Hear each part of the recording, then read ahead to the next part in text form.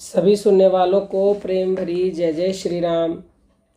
संतों ने परमात्मा को शब्द कहा है।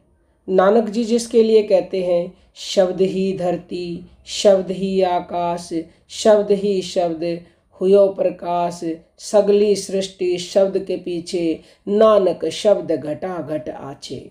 यानी कि वो शब्द सबसे आगे है और उसी शब्द से प्रकाश निकलता है और उसी शब्द से ये पूरी सृष्टि का वजूद है।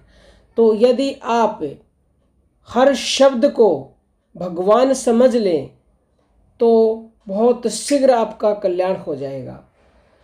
जैसे गंगा के प्रभाव का हवा, पशु पक्षी आदि का जो भी शब्द आपको सुनाई दे, उसमें आप ऐसी भावना करें कि शब्द ही भगवान है। किसी प्रकार का भी शब्द क्यों ना सुनाई दें, नाद ब्रह्म शब्द को ही ब्रह्म समझें। यानी कि उस शब्द को ही परमात्मा समझें। जो कुछ भी सुनाई दे वह भगवान है। चाहे कोई गाली दे, चाहे आशीर्वाद दे, दोनों को ही भगवान समझे। यदि गाली सुनकर हमें दुख होता है तो फिर हमने शब्द को भगवान कहाँ समझा। भगवान समझने पर तो आनंद ही आनंद होगा।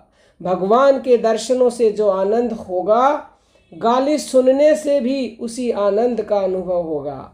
इस बात से बहुत शीघ्र कल्याण होता है और ऐसा चमत्कार घटित होने लगता है जिसके बारे में आपने स्वप्न में भी नहीं सोचा होगा।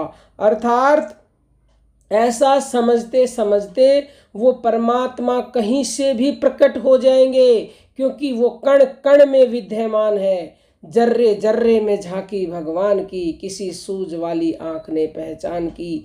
आप जब ये भावना रखोगे कि हर शब्द में भगवान है तो वो प्रकट हो जाएंगे। और जब भगवान ही आपके हो जाएंगे तो ये संसारी चीज़ें तो आपकी अपने आप ही हो जाएंगे।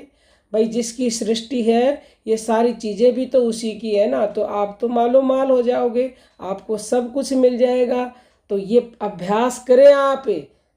छोटा सा अभ्यास है लेकिन थोड़ा मुश्किल है, और मुश्किल भी नहीं होगा यदि आप निरंतर नाम जप करोगे, और वो भी श्वास श्वास में, तो बहुत शीघ्र आपके अंदर ये भाव आने लगेगा कि हर शब्द परमात्मा है। कोई गाली भी देगा तो आपको फूल लगेंगे, कोई मारेगा भी तो भी फूल लगेंगे।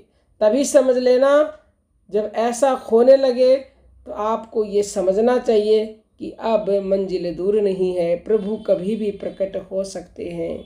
तो वीडियो अच्छी लगी है तो अपनी लाइफ में इसको ग्रहण करें और दूसरों के पास भी शेयर कीजिएगा, क्योंकि दूसरों को भगवान से जोड़ना परम सेवा का कार्य है। अब हम अपनी वाणी को विराम देते हैं। सभी साधकों को प्रेम भरी जय जय श्री राम।